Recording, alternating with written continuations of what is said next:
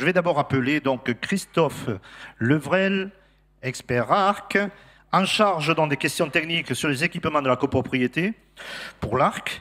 L'ARC, je le rappelle, c'est l'association des responsables de copropriété.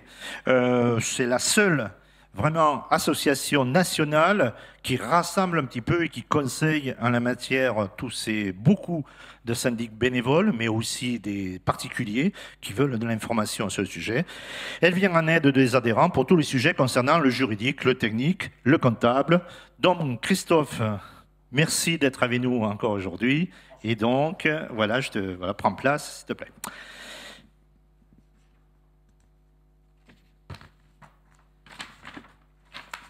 Alors là, je l'ai fait un peu à l'envers, parce que normalement, j'aurais dû inviter une dame. Mais non, je laisse la primeur d'arriver là et qu'on la voie encore plus longtemps. Donc, je m'appelle Corinne Diffand. Tu es directrice de pilotage des infrastructures cuivre, en charge aussi du programme de la fermeture du réseau cuivre, au sein de la direction des projets stratégiques et du développement d'Orange France, je pense, à peu près. Et ton expertise est reconnue pour le déploiement, alors déjà fibre, réseau fibre, mais aussi côté relation avec les collectivités territoriales, avec qui tu as pas mal travaillé, fait beaucoup de lobbying et fait en sorte que les choses, les RIP fonctionnent bien, mieux, plus vite, je ne sais pas.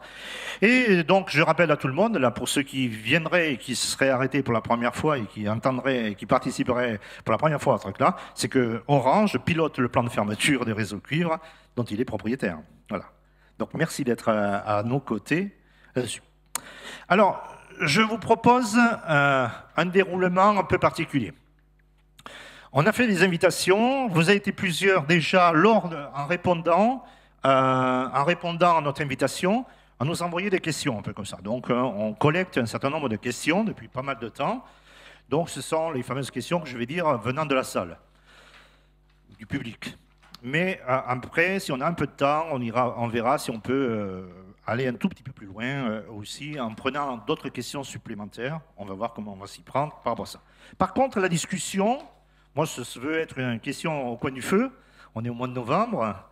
Et donc, voilà, on se retrouve tous les trois et on va essayer de voir les deux côtés des choses, le côté opérateur et le côté donc copropriété, comment ça fonctionne. Et donc, je vous propose à peu près 4 thèmes. Les prérequis d'abord, pour que ce soit clair dès le départ. Quels sont tous les prérequis que Louis Cuivre a dû prendre pour pouvoir être autorisé un peu à développer, à arrêter le réseau cuivre. Le deuxième thème, ce sera l'annonce de l'arrêt cuivre. Quelles sont les premières réactions constatées sur le terrain? Et là, c'est vrai que je regarde beaucoup mon ami de l'Arc, qui a forcément des remontées de ses adhérents en la matière. Ensuite, on ira sur un côté aussi garantie du maintien des conditions opérationnelles du service dans le parc immobilier. Donc ça, on essaiera de répondre, de voir, de rassurer ceux qui se posent encore des questions. Mais comment va marcher télérelève et tout ça. Et ensuite, on ira pour la dernière, on terminera sur les rôles des parties prenantes pour la réussite de cette transformation technologique, mais sociétale aussi, puisqu'on en revient à quelque chose avec une participation très, très, très, très large. Est-ce que ça vous convient?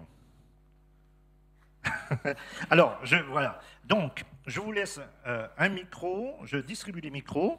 Voilà, très bien. Et on va passer donc un petit peu aux questions par rapport à ce que je regarde l'heure. Ok, bon, je n'ai que 10 minutes de retard. Donc je suis bien, je suis dans les temps. Alors le premier thème, je vous l'ai dit, on va essayer de répondre aux prérequis auxquels Loïc Cuivre s'est attaché pour la garantie d'une conduite sans faille d'un chantier d'envergure comme l'arrêt du cuivre, bien sûr. On va essayer de rester là-dessus peut-être une quinzaine de minutes seulement, et on va essayer d'avancer là-dessus. Alors, il y a une question qui nous est venue depuis du public, déjà, et donc je vais poser à Orange. Et il y en aura une deuxième subsidiaire en même temps, ça je pourra rebondir et aller dessus. En même temps, ça s'apparente aussi à la question 1, donc ça. Donc ma première question, elle est simple. est-ce que vous pouvez, enfin t'acceptes que je, ouais, ok. Est-ce que peux-tu nous rappeler comment a été élaboré le calendrier de l'extinction du cuivre? Comment s'articulent les différentes étapes de cette opération? Et est-ce que l'enjeu environnemental a été inclus aussi dans le côté de cet arrêt du cuivre? S'il y a des réponses par rapport à ça. Et puis ensuite, en même temps, je t'autorise aussi à dire ce qu'un peu l'ARCEP, sur quoi l'ARCEP notamment et la DGE, mais sont très regardantes au respect de la conduite de cet arrêt. Par rapport à ça, c'était la deuxième question, mais on va en faire qu'une, comme ça on va essayer de gagner par rapport à ça. Bonjour à tous et merci pour l'invitation. Alors, le plan, tu le disais Didier, il est piloté par Orange et c'est effectivement Orange qui a proposé le calendrier. Après, on verra, il y a tout un cadre qui permet cette fermeture, notamment construit avec l'ARCEP. Par contre, peut-être juste pour expliquer comment est construit le plan. Donc, c'est un plan progressif qui vise à fermer le cuivre à 2030. Il est cadencé en 7 lots. Donc, les lots ont des tailles aussi incrémentales. Donc, tu l'évoquais tout à l'heure, on finit par 3 lots de plus de 10 millions. Mais par contre, le premier lot, là, qu'on va d'ailleurs fermer en janvier 2025, donc c'est imminent, hein, dans 2 mois et demi, lui est sur 200 000 logements. Donc, on y va progressivement. Donc, on est encore dans des phases où on apprend, on cale beaucoup de choses avec un collectif important. Hein. Donc, on est cadencé donc, sur 7 lots, des lots globalement annuels, qui ont différentes phases, assez simples finalement. On peut retenir 2 phases principales. La première, c'est la fermeture commerciale. Donc, quand on ferme commercialement un lot, ça veut dire qu'on ne commercialise plus. Donc, les opérateurs commerciaux ne commercialisent plus sur les communes qui sont concernées par le lot de fermeture. Et donc, ne plus commercialiser donc, est un jalon majeur. Et pour fermer commercialement, il est important de suivre un certain nombre de cadrages qui sont faits notamment dans le cadre réglementaire. Tu parlais de l'ARCEP. Et donc, on est quasiment, quand on fait la fermeture commerciale, on est quasiment dans le pilotage de la finalisation du déploiement de la fibre. Et quand on ferme le cuivre, finalement, on parle beaucoup de finaliser et donc de la fibre. Donc ça, c'est le premier point, fermeture commerciale. Et après, une fois que... Donc on a... là, je reviendrai sur les critères après hein, pour détailler ça. Mais donc, quand on a fermé commercialement, on peut considérer qu'on a la complétude au bémol près, la complétude de la fibre au bémol près de refus de tiers ou de choses de ce type. On en parlera sans doute dans le débat. Et donc, ce qui est important là, après, c'est de fermer techniquement. Donc, pour couper le réseau, il faut que l'ensemble des utilisateurs du réseau ait basculé. Et donc, il y a un travail majeur, et là aussi important collectivement, mais piloté principalement par les opérateurs commerciaux, c'est d'accompagner tous les utilisateurs vers leur migration. Et ça, c'est quelque chose qu'il faut anticiper le plus possible. Mais donc, quand on ferme techniquement, ça veut dire qu'on coupe le réseau. Et donc, on est engagé sur un plan à 2030, cadencé. Donc, notre objectif, c'est bien de tenir ce cadencement et donc de tenir les jalons. Voilà. Alors, en termes de couverture au niveau de la France, on a déjà, peut-être juste dire où on en est là dans ces lots, on a déjà engagé 3 lots, le 4e est en cours. Donc, si on prend en compte les 4 lots, on est quasiment à 10 000 communes et 30% de la France. Donc on n'est plus dans un contexte marginal, on n'est plus dans des expérimentations, même si on continue à apprendre sur le lot 1, etc. toute la France est concernée et avec le lot 4, on embarque des départements entiers. Il y aura la Sarthe, la Mayenne, le Tarn-et-Garonne.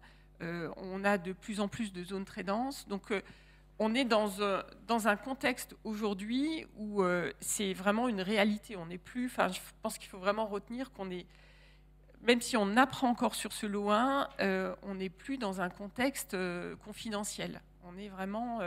On touche tous les départements de France en dehors de Mayotte.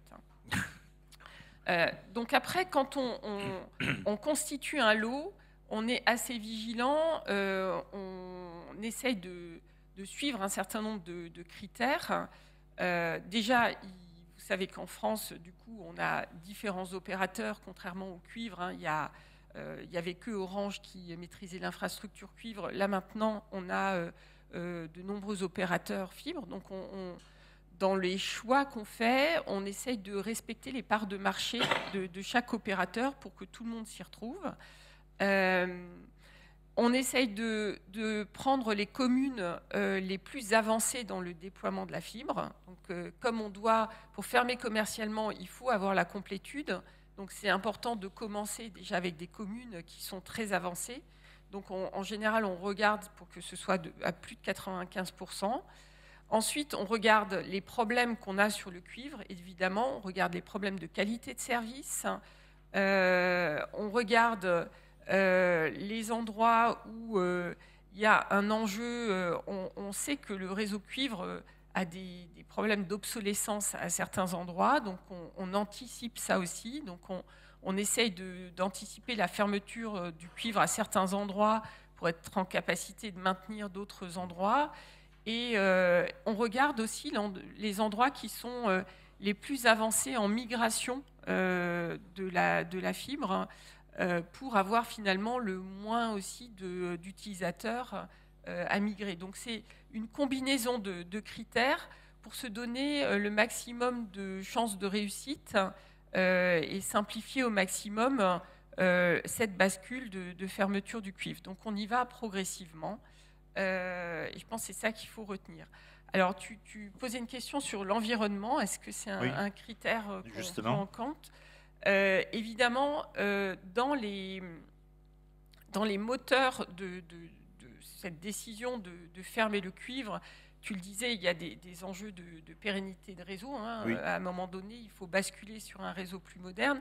Et on a la chance en France d'avoir eu le plan France Très Haut Débit. Enfin, c'est vraiment aussi grâce à ce plan-là qu'on est en situation de pouvoir le faire et d'avoir du coup un réseau qui apporte plus de débit, qui soit moins accidentogène, etc. Mais par contre aussi, ce réseau fibre, il nous permet d'économiser de l'énergie et donc on a une forte économie d'empreinte carbone. Et donc le fait de basculer sur la fibre fait qu'on économise vraiment beaucoup d'énergie. D'accord. Et le réseau fibre consomme 4 fois moins que le réseau cuivre. Tout à fait. Donc ça, c'est un point qu'on suit vraiment beaucoup. Orange est engagé fortement dans la réduction de l'empreinte carbone et on travaille, enfin l'équipe qui travaille sur la fermeture du cuivre raisonne aussi sur les impacts régulièrement, hier, la semaine dernière. Enfin, on travaille sur comment réduire les impacts carbone le plus vite possible. Et donc, au-delà du fait que la fibre permet de faire des économies, on regarde aussi où est-ce qu'on évitera des interventions, etc. On est vraiment très engagé dans ce projet environnemental qui nous concerne tous. Quoi. Merci, très bon. Je pense que là, la réponse est assez complète, très complète. Si tu permets, oui. Juste pour l'ARCEP, je pense qu'il y a un point, parce que je pense qu'on n'y reviendra plus. Donc, on est vraiment encadré par l'ARCEP. Il y a un suivi très fin que réalise l'ARCEP, avec beaucoup de rigueur. Et donc, tous les mois, on a des points où on se retrouve tous opérateurs commerciaux d'infrastructures fibres sous le pilotage de l'ARCEP.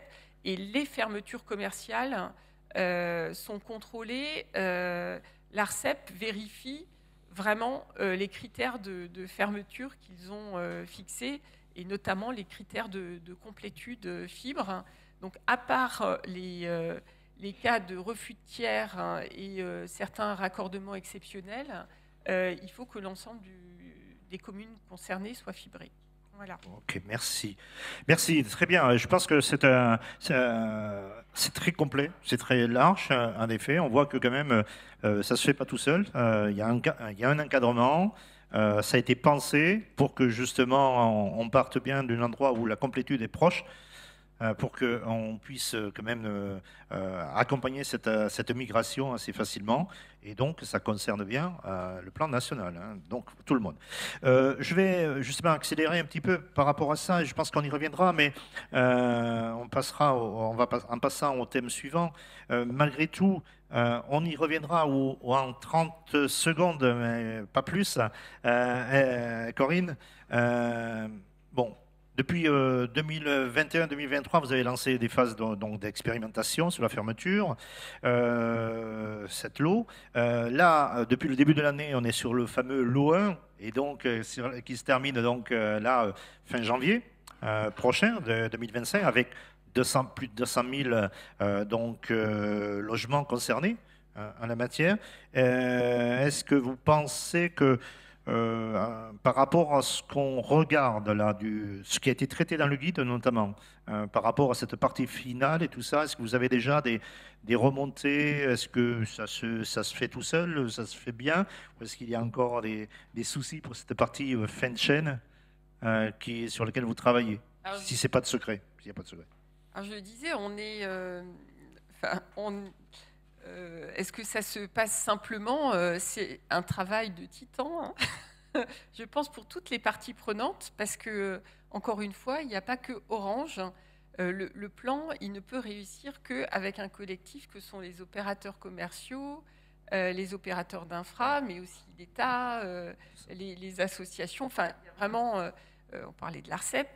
Donc, tout le monde est acteur, et l'enjeu là, aujourd'hui, c'est de faire migrer les derniers clients. Et je pense qu'on aura réussi cette fermeture si tous les clients ont su basculer soit sur la fibre, soit sur une solution alternative. Et on sait que tu disais 30 secondes, pour moi c'est vraiment l'enjeu majeur du programme, hein, de réussir l'accompagnement de l'ensemble des clients. Et c'est pas simple, hein, on le sait. Il y a des cibles clients, on parle souvent des personnes âgées qu'il est plus difficile d'accompagner, etc. Comme on est en plus sur le premier lot, c'est moins connu, donc il y a vraiment un enjeu qu'on soit tous des relais de communication auprès des gens qui nous entourent, et plus largement, il faut informer. Mais on voit, il y a une bonne décroissance, on reste malgré tout confiant, et il y a beaucoup d'énergie de mis sur ce lot 1. Je pense qu'on a un enjeu à industrialiser pour la suite, parce qu'on ne pourra pas traiter on ne pourra pas faire de la même façon 10 millions de logements comme on le fait sur 200 000. Alors justement, comme tu disais, on va y revenir dessus, parce que ça fait partie de l'enjeu. Voilà, comment faire migrer plus vite, plus facilement, dans de bonnes conditions, tous ceux qui, pour l'instant, ne se sentent pas encore concernés. Comme tu le disais, on le sait, on en parle, mais tant qu'on ne l'a pas devant la porte, on ne sait pas encore forcément, tout le monde ne se réveillera pas au même moment. Donc voilà, donc on va regarder ça, et on va tout de suite aller sur l'autre thématique, tout de suite, sur l'annonce du cuivre. Donc quelles sont les premières réactions constatées sur le terrain? Donc ça se rejoint, toutes les choses se rejoignent. Et là, je me retourne côté donc Christophe, là, qui représente l'ARC, en tant qu'acteur du domaine immobilier. Plusieurs fois, tu m'as fait remonter comme quoi il pouvait y avoir des questionnements lors de vos animations que vous faites, tout ça. Qu'est-ce qui vous a motivé à prendre la parole aujourd'hui? En plus, le fait que de prendre tout ça, de vous investir totalement dans ce côté d'accompagnement, je pense, sans rien trahir. quelque part, si vous êtes là, c'est que si tu es là, c'est que tu tiens fortement à ce que l'ARC porte aussi les bons messages, les bons éléments de langage. Est-ce que comment vous allez travailler pour que la complétude soit totale dans l'ensemble de vos copropriétés? Alors, le rôle de l'ARC, il est double. C'est un rôle de passeur. C'est-à-dire qu'on transmet les problèmes qui sont révélés par nos adhérents, hein, les copropriétaires. Et d'un autre côté, on collecte l'information en participant à ce type de réunion, en participant au cercle Credo, parce que c'est pas juste un changement de tuyau, il y a beaucoup plus d'enjeux derrière. Or, le client final, lui, il voit qu'il a le téléphone, la télé. Après ça, ce qui se passe derrière, ça n'intéresse pas tellement. Surtout, il ne le comprend pas. Donc, on est là pour être des passeurs d'informations, pour leur expliquer que, d'une part, c'est compliqué, donc c'est pas, il n'y a qu'à Faucon. Et d'autre part, on peut pas passer. Enfin, maintenant, on n'a plus le choix. Les tiers qui refusent, c'est un peu comme le passage au Linky. À un moment donné, il a fallu leur expliquer que vous êtes gentils, mais on ne peut pas faire autrement. Et on est là pour passer ce message auprès de nos adhérents et puis pour collecter de l'information pertinente de la part des intervenants techniques. Merci. Très bien. Alors justement, j'enchaîne sur une question qui vient du public en la matière. C'est que, et vous, tous les deux, vous avez commencé à en parler, mais je pense qu'on va pouvoir en parler plus longuement, parce que je pense que ça intéresse beaucoup tous ceux qui nous écoutent aujourd'hui et ceux qui demain nous liront dans nos publications. La peur d'une migration, du changement, n'est-ce pas un frein à la migration? Un encouragement pour certains à conserver les services de notre siècle? Oui, mais encore une fois, comme je le disais tout de suite, on n'a pas le choix. Donc maintenant, il faut qu'on le fasse admettre, il faut quelque part, l'ARC et tous ceux qui conseillent les copropriétés ou les syndics, on doit être un tiers de confiance. C'est-à-dire que avant l'arrivée de la fibre, il y a quelques années, on avait le syndic qui vous disait voilà, vous avez une offre commerciale de la part de tel opérateur ou de tel opérateur, et vous allez voter. On a même fait des contrats cadres avec Orange, avec des trucs qui étaient très cadrés. Maintenant, on sait pratiquement, sauf si on va sur le site de l'ARCEP, on sait qu'on a un opérateur d'infrastructure, mais on n'a plus le choix quelque part. Ça a été un peu décidé, et tant mieux, parce que de toute façon, choisir entre machin et truc, on est incapable de le faire. Faut pas. Et voilà, nous, on est là en tiers de confiance pour rassurer, pour conseiller, pour accompagner, pour dire les choses qui sont dues à la qui sont dues par la copropriété, les choses qui sont dues par l'opérateur d'infrastructure. Et voilà. Et malheureusement, on intervient la plupart du temps quand il y a un problème. Enfin, on conseille quand il y a un problème. C'est-à-dire que les trains qui arrivent à l'heure, on n'en parle pas. Il y en a énormément. Hein. Et il y a de moins en moins de retours qui sont sur des difficultés. Donc, je pense que ça veut dire que ça se passe de mieux en mieux. Malgré tout, nous, l'ARC, on ne représente pas toutes les copropriétés. On n'en représente que 17 000, ce qui est quand même énorme. Et justement, donc, est-ce que vous envisagez de faire des campagnes ou des ateliers ou des webinaires en la matière pour que vos adhérents connaissent mieux tout ça? On peut parler des mardis techniques, auxquels je vais t'inviter bientôt. Oui, d'accord. Merci. Merci déjà, je serai avec vous volontiers, ce sera avec plaisir. Non, mais bon, évidemment, on intervient comme ça, mais compte tenu de l'ensemble des sujets qu'on aborde dans la copropriété, ça ne peut être qu'un sujet parmi tant d'autres. Mais effectivement, nous, on essaye d'être des passeurs et de se faire accompagner par des gens qui sont compétents et qui peuvent expliquer, décrypter et dire ça c'est normal, ça c'est pas normal. Ok. Alors je tourne à Corinne pour. Oui, mais justement, vas-y. Faire une remarque par rapport à ce point.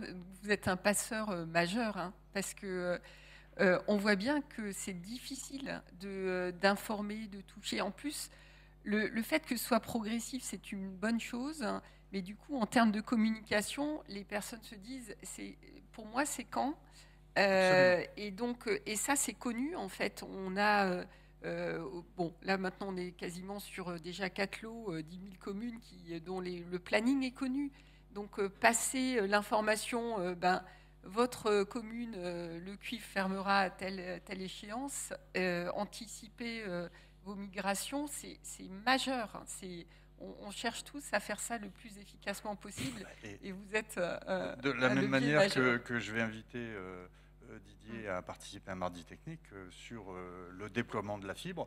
On pourra aussi parler du retrait du cuivre si vous voulez participer à un Mardi Technique. Hein. C'est volontiers. Et nous, ce qu'on se dit, idéalement, si dans les convocations qui se font là pour les assemblées, etc., l'information pouvait être passée, je pensais, parce que vous êtes aussi un tiers de confiance, parce que il y a un peu de méfiance aussi sur le sujet. Est-ce que c'est vrai, pas vrai, etc. Et mais je pense qu'on a vraiment des choses à faire ensemble. Alors justement, donc, est-ce que tu veux rajouter quelque chose sur le côté ce fameux la peur de la migration? Est-ce que elle est ressentie encore aujourd'hui, bien sûr, et je pense que ce sera ressenti encore peut-être pas quelques années, mais encore quelques temps. Est-ce que c'est pas un frein à se dire, bah, ça marche très bien comme ça? Et donc de regarder plutôt en arrière, que quelque part rester sur le XXe siècle plutôt que de passer au XXIe siècle. Alors c'est vrai que tout le monde n'aime pas le changement, hein, et donc on a quand même quasiment 70% des Français qui ont basculé sur la fibre. Donc les derniers qui restent sont sans doute les plus difficiles à faire basculer, c'est sûr. Mais on le disait, je pense qu'on a un rôle pour rassurer, parce que malgré tout, même les personnes qui ne souhaitent que garder le téléphone, qui ont cette crainte de l'Internet ou autre, il existe chez les opérateurs des offres simples, et vraiment très simples, au même prix. Donc il faut qu'on rassure sur le fait que c'est simple pour... après, si on veut faire des choses plus compliquées, on peut, mais en tout cas, quelqu'un qui veut garder sa ligne téléphonique, etc., il peut le faire. Par contre, on l'a dit, c'est programmé, c'est plus une option, en fait, c'est une réalité, et donc il faut le faire et l'anticiper. Donc, ceux qui freinent encore cette migration, il faut leur dire que là, il y a une date coup près, et que plus ils anticipent, mieux ça se passera, parce que raccorder un client, ça prend du temps, et donc il vaut mieux faire tout sereinement le plus en amont possible que d'attendre la dernière minute, quoi. Okay.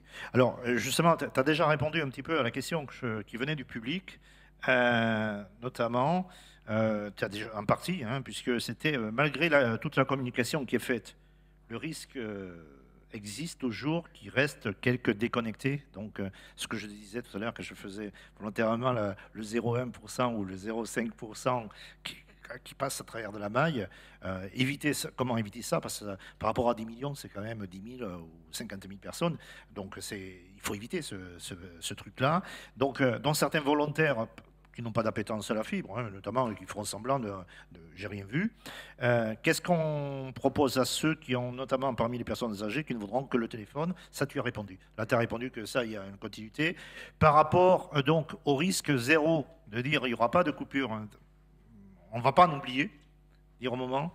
Est-ce qu'il y a un moyen, est-ce qu'il y a des fichiers, est-ce qu'il y a un suivi? Tu parlais tout à l'heure du suivi par l'ARCEP et tout ça, est-ce qu'il y a un suivi précis de se dire il y a tant de raccordables et il y a tant et il y a donc fibres d'un côté, ils sont en raccordable, il y a tant de raccordés et il reste tant de cuivre encore en service. Comment on suit il reste tant encore sur le XDSL pour piloter, puisque tu fais partie un peu de la direction du pilotage. Comment on pilote ça? Est-ce que ça se pilote? Alors, c'est les opérateurs commerciaux qui pilotent ça, chacun de leur côté, qui ont des plans d'action. Vraiment, je pense qu'ils cadencent ça très bien. Ils contactent l'ensemble de leurs clients, ils les informent, ils les relancent. Donc c'est vraiment un travail de fond qui est fait par les opérateurs commerciaux, mais pas que, parce qu'on sait qu'il y a certaines cibles qui sont très difficiles à atteindre. Et donc il y a tout un collectif qui contribue à ça. On parlait, je pense que vous, côté immobilier, vous pouvez être acteur, mais Certains élus nous demandent aussi d'accompagner le plan de fermeture. Ce n'est pas une obligation, hein, mais certains le demandent. Il y a des réunions publiques qui sont faites. Il y a les maisons France Service qui aussi commencent à s'occuper de ça. Enfin, il y a tous les relais, toutes les associations qui peuvent soutenir ça doivent le faire pour qu'on laisse le moins de personnes de côté possible. Après, on sait aussi qu'on n'est pas à l'abri. On a le risque de couper. On n'aura pas zéro accès actif au moment de la coupure. En même temps, on sait aussi que beaucoup de clients ont de la fibre et ont gardé leur ligne téléphonique. Donc c'est très difficile de faire le tri et de savoir exactement si les accès sont encore utilisés ou pas. Mais je pense qu'on a tous, y compris les opérateurs commerciaux, hein, on se met en ordre de bataille pour être vigilant. Et puis, s'il y a des personnes qui sont coupées parce qu'elles n'ont pas réussi à anticiper ça, il y a des solutions alternatives, notamment sur le mobile, qui peuvent être mises en service très rapidement. Donc, on sait par exemple... on parle beaucoup des particuliers, là, mais il y a quand même aussi le sujet des entreprises, hein, qui est un gros sujet. Et donc là, la plupart des opérateurs commerciaux ont fait des suspensions, récemment, hein, entre octobre et novembre, pour que les entreprises qui n'ont pas encore migré se réveillent et réagissent ce qui se passe. Mais il y avait finalement beaucoup d'accès dormants. Certains étaient déjà passés à la fibre, mais n'avaient pas résilié leur accès sur le cuivre. Donc le zéro accès actif au moment de la coupure n'existera pas. Ouais. Donc oui, voilà, il faut qu'on soit tous prêts à réagir positivement, et notamment avec les opérateurs commerciaux, pour si quelqu'un a été coupé, qu'ils puissent basculer tout de suite sur des solutions alternatives. Voilà, c'est ça que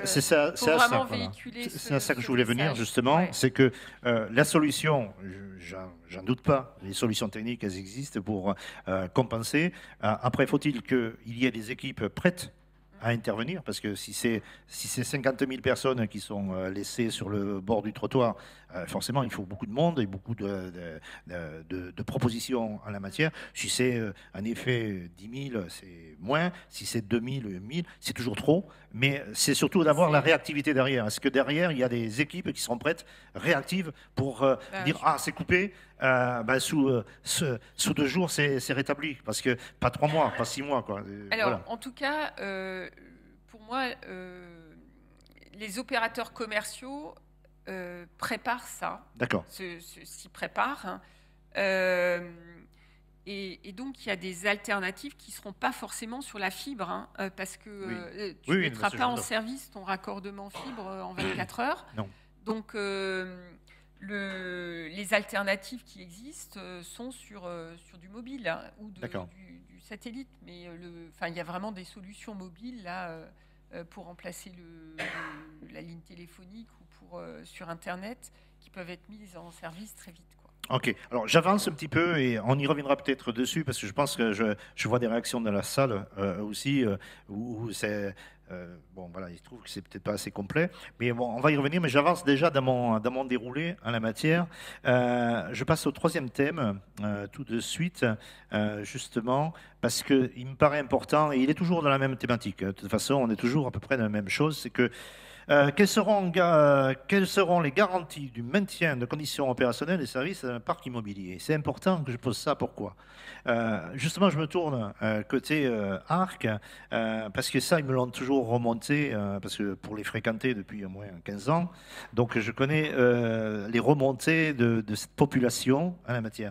Ils sont très attachés à l'analogique, ils sont très attachés à ce 48 volts qui passe, pas besoin d'électricité au bout, ça fonctionne tout seul. Voilà, c'est là le téléphone qu'on a connu, quoi, à nos débuts, quoi, mon début de carrière. Et donc l'arrêt du cuivre, donc en tant qu'acteur, donc vous m'avez fait part de ces préoccupations, et notamment sur le fait qu'avec la fibre, il faut avoir comme avec la DSL. Bon, il faut avoir une prise électrique à côté aussi si on veut que ça fonctionne, pour faire fonctionner les équipements, les terminaux.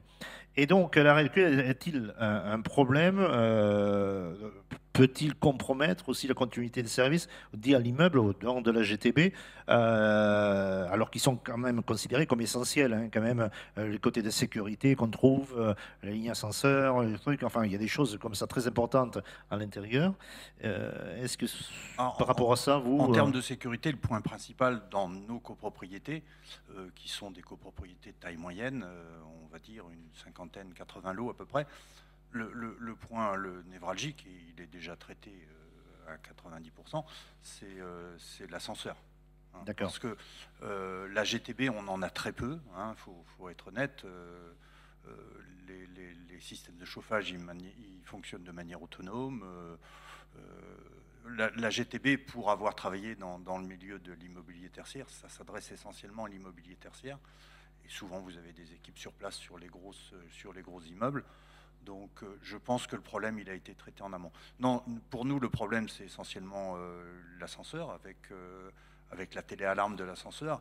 Les opérateurs se sont saisis du sujet, enfin les opérateurs, les prestataires d'ascenseurs se sont saisis du sujet en proposant des remplacements, principalement par des systèmes GSM. Hein. Moi, j'ai pas encore vu de box installées, même peut-être pour des grosses copropriétés où il y avait un bloc central d'ascenseur, parce qu'après, il faut liaisonner les ascenseurs entre eux. Hein.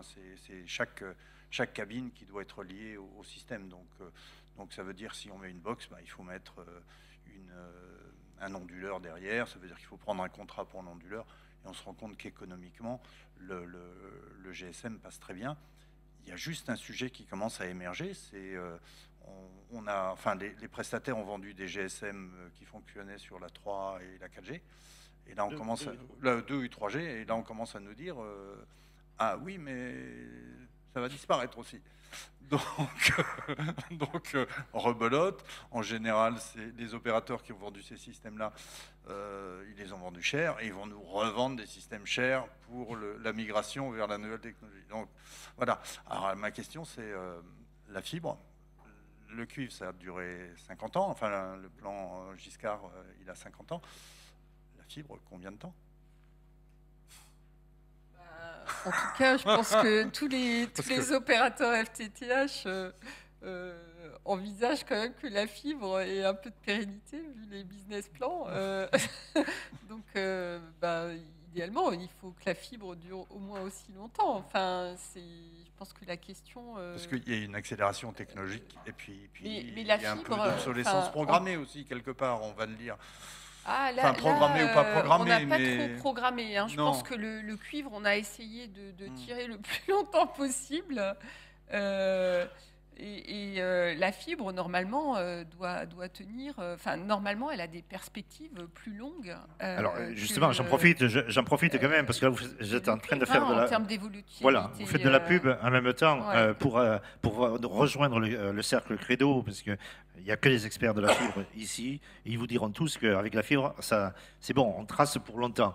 Les terminaux, oui, ça va évoluer, les extrémités, tout ce qui est en extrémité, ça, mais les autoroutes qui se construisent, elles ne sont pas pour 10 ans. Hein. Elles sont construites pour bien plus longtemps. Il faudra réfléchir à la résilience des réseaux, il faudra réfléchir comment les maintenir à des coûts là-dessus. Tout ça avec l'évolution environnementale qui se profile, tout ça, un tout là-dessus. Donc j'en profite, tant que tu as le micro, Corinne, justement en 1 minute, tu peux 2 minutes, allez, max, tu peux le faire quelque part, parce qu'il y a une question qui vient du public, encore. Pourtant, on est clair, mais bon, pas assez. Tous les services présents sur le réseau cuivre, privé ou commun, peuvent-ils migrer sur la fibre ? Sinon, quelles sont les solutions mises en disposition? Tu en as parlé beaucoup, hein, les solutions alternatives qui viennent par rapport à ça. À la question basique, bon, en même temps, tu représentes un opérateur assez connu sur la place, qui fait que, quelque part, vous vendez des offres aussi en la matière. Donc, est-ce que tous les services qui sont sur le réseau cuivre peuvent migrer sur la fibre? Pour nous, oui, en fait. Et après... sur la fibre ou sur un réseau alternatif. Oui. Aujourd'hui, on a la chance en France, je pense, d'avoir des réseaux solides Donc il y a le réseau fibre, mais il y a aussi les réseaux mobiles, 4G, 5G. C'est ça. Les réseaux basse fréquence aussi pour le télérelevage des compteurs, par exemple. Ouais. Et on peut basculer sur du Sigfox, machin, enfin ou des trucs qui Laura, sont un Laura, peu... ouais. Oui, voilà. Mais, On cite pas, mais bon. Et puis il y a le satellite aussi, hein, qui fonctionne bien aussi dans certaines zones isolées. Donc on a des solutions normalement pour en alternative. Il n'y a pas de. Enfin, après, il faut s'en occuper. Enfin, il faut effectivement qu'il y ait une action proactive. Alors, les opérateurs commerciaux vont vers les clients, mais il faut que le client fasse la démarche de faire cette migration. Oui, alors justement, je saute là-dessus. Et dans les choix, tu vois, dans le pilotage de l'ARCEP, il veille aussi, si tu veux, à ce que l'ensemble des opérateurs et des clients finaux aient des alternatives équivalentes. Alors, il y a des sujets sur quelques types d'accès. On a toujours des discussions sur le multi-accès là, pour les entreprises, mais qui n'est pas disponible sur tous les opérateurs FTTH, mais ça vient. Mais enfin, il y a des solutions. Alors justement, j'en profite parce que je pense que vous êtes un acteur, en tant qu'Orange, vous êtes aussi acteur majeur en la matière de ce qui se passe aujourd'hui. La migration, donc, c'est important, il faut pouvoir la réussir. Il y a quand même aujourd'hui des réflexions qui se font et qui vont se faire, notamment avec ce que va lancer l'ARCEP en la matière en fin d'année. Pour le côté complexe, tout ce qui est complexe, comment on fait pour là, le manque d'infrastructures ou autres en partie privative, ou Madame Michu qui aujourd'hui, après tout, elle n'a rien demandé, on lui dit, voilà, il faut que vous passiez à la fibre. Ah ben oui, mais pour passer à la fibre, il faut faire une tranchée de tant de mètres. Ah oui, mais moi, j'ai pas 3 000 € à mettre là-dedans et tout ça. Donc, il y a des réflexions un petit peu pour essayer de régler tout ça. Je sais qu'il y a eu des hypothèses déjà mises en avant sur le côté de formes de subventionnement, comme on a pu connaître du temps du cuivre, que j'ai pu connaître du temps du cuivre, quand il y avait ce qu'on appelait les avances remboursables, choses comme ça. C'est-à-dire qu'une forme de cofinancement venant de l'État ou autre en la matière. Est-ce que, côté Orange, vous poussez des choses en la matière ou en si tout c'est cas, pas en tout indiscret? cas, nous, on se soucie, dans le cadre du plan fibre, que du plan cuivre, de fermeture du cuivre, pardon, Oui. c'est révélateur. Mais on se soucie bien qu'il y ait une solution pour chaque accès cuivre, qu'il y ait une solution. Et on sait, tu le dis, que pour la fibre, il y a quelques accès qui restent difficiles à fibrer pour des questions d'accès privatif. Effectivement, les personnes ne sont pas en capacité de s'en occuper. On sait qu'il y a des sujets de génie civil là, sur ce qu'on appelle la GCD3. Enfin, il y a quelques cas de figure qui rendent des raccordements plus complexes difficiles à mettre en œuvre et qui nécessitent des financements. Donc, je pense que d'une part, l'État en est conscient et là, il y a un test qui est en train d'être fait. Là, dans le cadre du plan de finances, là, ils proposent, dans le cadre des premiers lots de fermeture du cuivre, d'octroyer des financements sur les derniers mètres en privatif. Donc c'est une expérimentation. Hein. Je pense qu'il y a un vrai sujet effectivement d'adduction privative. Hein. Donc on espère que ça se réglera. Mais c'est un sujet de fond. Il y a aussi les opérateurs FTTH qui essayent d'anticiper plus les raccordements complexes. Et il faut qu'on soit tous vigilants. Mais les opérateurs FTTH discutent avec l'État là-dessus. Ok, donc ça c'est assez important. Je passe juste une question venant du public aussi sur le 4e thème pour terminer, avant de prendre peut-être une ou deux questions aussi encore supplémentaires dans le public suite au SIDO. Ce que je voulais simplement demander donc à tous les deux, ce sera un petit peu le mot de conclusion un petit peu là.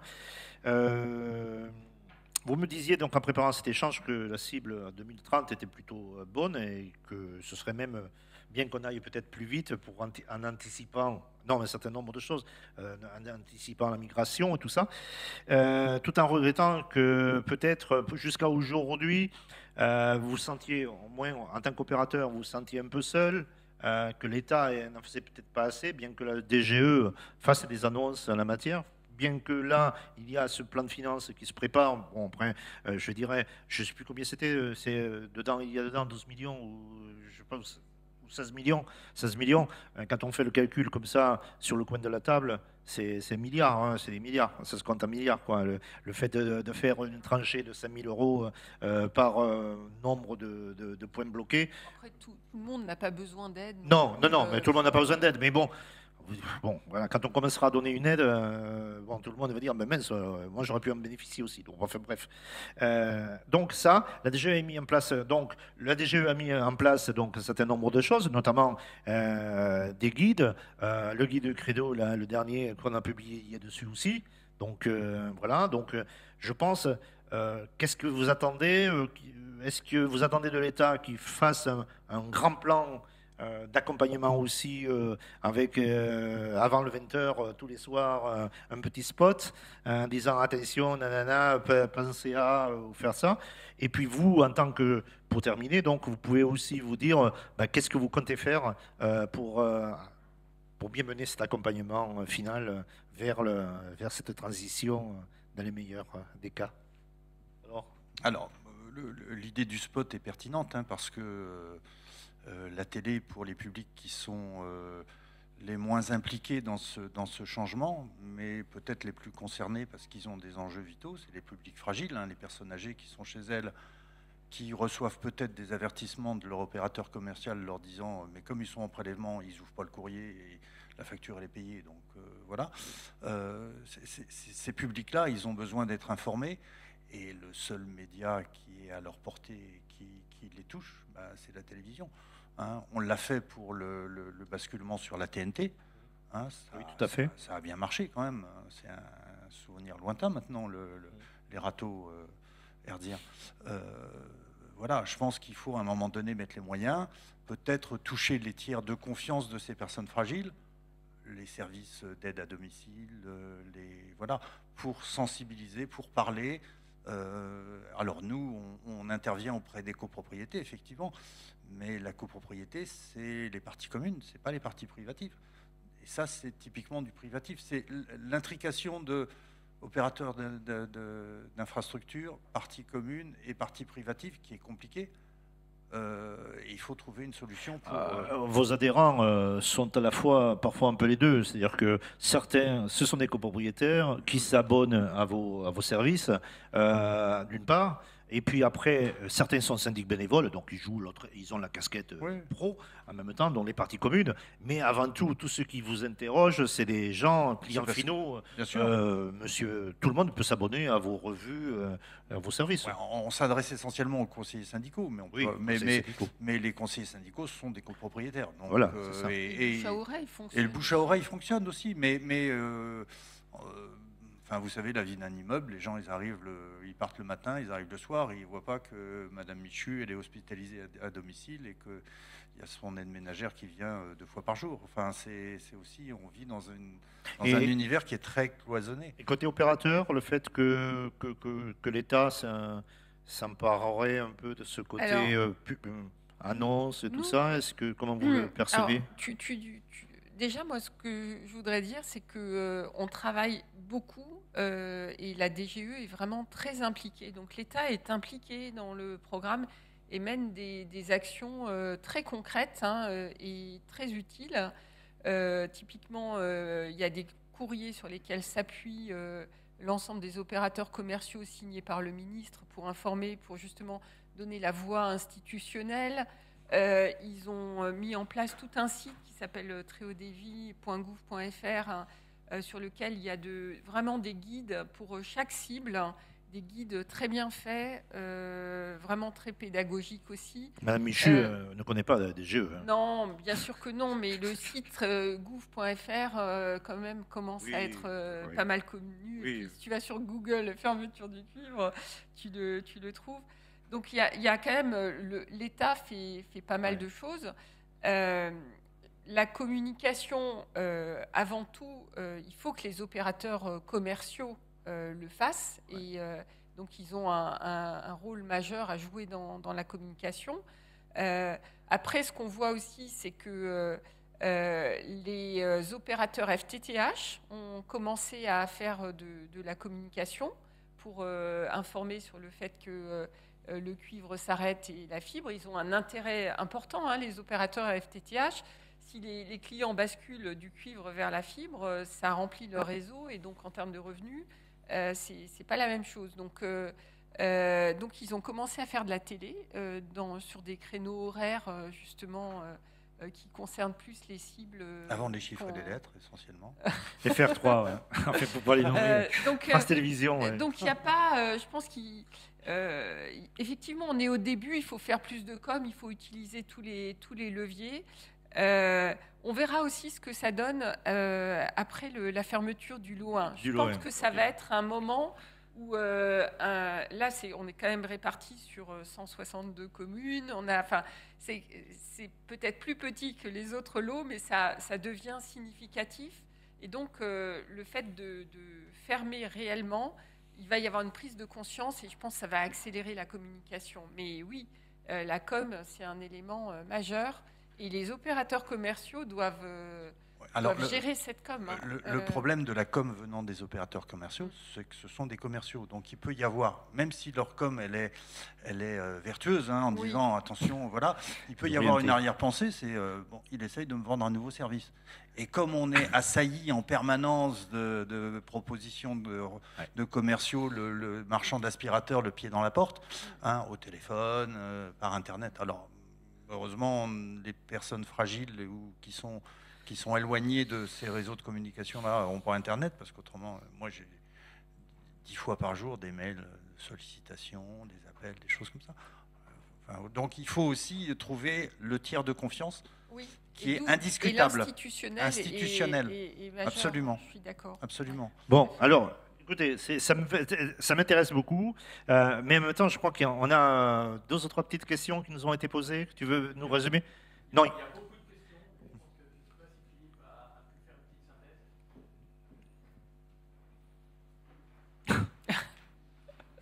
petite synthèse. Oui, non, mais c'était très intéressant en même temps parce que bon, il y a plein d'autres choses qu'on aurait pu poser comme question. C'est vrai que le lot 1, on le traite d'être un appartement témoin plutôt que du réel et tout ça. Donc il y a plein de choses sur lesquelles on pourrait rebondir, mais bon, on n'a pas le temps. Eh bien, bonjour à tous et à toutes. Donc beaucoup de questions en effet. Alors beaucoup de questions pour Corinne. Donc, je me permettrai de vous appeler Corinne, hein, puisque tout le monde dit une question pour Corinne. Il y a plusieurs thèmes qui se dégagent. Il y en a un qui concerne les entreprises. En fait, dans les questions qui arrivent sur Slido, on parle beaucoup du résidentiel, on parle beaucoup des copropriétés, etc. Mais est-ce que un des points difficiles, ça ne va pas être les entreprises? Question par exemple, quel délai de moyen de raccordement d'une entreprise à la fibre, comment est-ce qu'on va les toucher, etc. etc. Est-ce qu'on peut dire un mot sur ce thème particulier qui est justement lié aux entreprises? Alors, je vous rejoins, je ne sais pas qui a posé la question, mais en tout cas, les entreprises, c'est un sujet, et on a vu que les entreprises avaient, moins sur le lot 1, avaient migré sur la fibre moins rapidement que le grand public. Et pourquoi? Parce que les entreprises, en fait, elles ont souvent plusieurs sites. Et le fait d'avoir finalement quelques communes uniquement qui les concernent fait qu'elles ne se sentaient pas forcément concernées. Elles n'ont pas encore monté en fait des projets de migration de l'ensemble de leur site. Et donc on pense que ça va être de plus en plus simple en avançant. Par contre, sur ce lot 1, effectivement, il y avait du retard de migration des entreprises. Et c'est pour ça que les opérateurs commerciaux qui ont relancé à maintes reprises ont mené des opérations, et il y en a encore en cours, je crois, sur certains, des opérations de suspension pour que, donc, ils ont artificiellement arrêté le service pour que les entreprises réagissent et disent moi j'ai besoin de mon accès, rétablissez-le, ou alors moi j'en ai plus besoin, vous pouvez le couper. Et en fait, les entreprises, les retours qu'on a sont très positifs parce que les entreprises ont remercié les opérateurs d'avoir mené cette opération parce qu'il y avait toute une organisation qui était faite pour capter le rappel et tout de suite rétablir. Et donc, c'était un moindre mal que de couper le 31 janvier et de dire il n'y a pas de retour arrière possible. Donc là, du coup, il y a toute une activité plus intense pour migrer les clients donc, qui ont été suspendus et qui l'ont demandé. Très bien, merci. Alors, le focus, il est aussi beaucoup sur les très petites entreprises et les petites entreprises qui ne sont pas multisites, là, comme vous allez le dire, ouais. comme vous le disiez, qui peuvent avoir un projet de fermeture de leur site. Là, on va s'adresser à des petites entreprises qui, quelquefois, n'ont même pas d'opérateur. Elles ont un intégrateur qui s'occupe de l'informatique, des réseaux, etc. Et donc voilà, donc, un point à souligner sur la partie entreprise.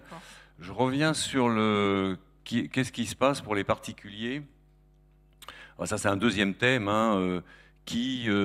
pour lesquels le GC, par exemple, est cassé et qui n'ont pas les moyens de le réparer et qui, du coup, abandonnent ce raccordement à la fibre. Ils disent, bon, ben là, quand le raccordeur est venu, il n'a pas pu passer la fibre, donc je reste sur le cuivre.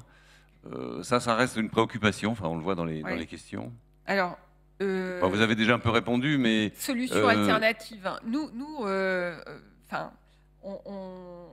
on invite vraiment les opérateurs commerciaux à identifier le plus en amont possible si le raccordement de la fibre sera possible ou pas au moment de la date de la fermeture et de ne pas prendre de risques. S'il y a une difficulté quelconque, il faut basculer sur une solution alternative en attendant et si du coup l'accès arrive un peu plus tard, au moins le client il a une solution, quoi.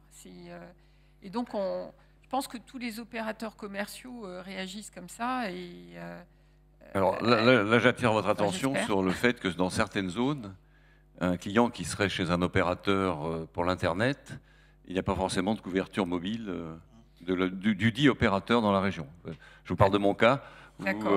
Il n'y a qu'un seul opérateur sur la zone et donc si je ne passais pas la fibre, il n'y aurait pas de possibilité de passer sur un opérateur mobile. Bon, sur le lot 1, autre qu'Orange. Ça devrait bien se passer, je pense, parce qu'il y a eu des points de vigilance aussi là-dessus, sur la couverture, mais sur certains derniers lots. C'était juste un petit message pour dire, n'oubliez pas la couverture mobile aussi pour ces zones-là.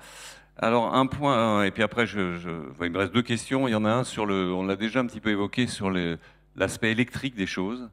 Donc quelqu'un fait référence à une règle que je ne connais pas, qui s'appelle MS70, qui concerne les lignes prioritaires qui doivent fonctionner pendant 6 heures. Quid de ces lignes encore une fois, je ne sais pas ce que c'est. Mais j'imagine que ce sont des lignes qui desservent des équipements importants. Lieux publics, là,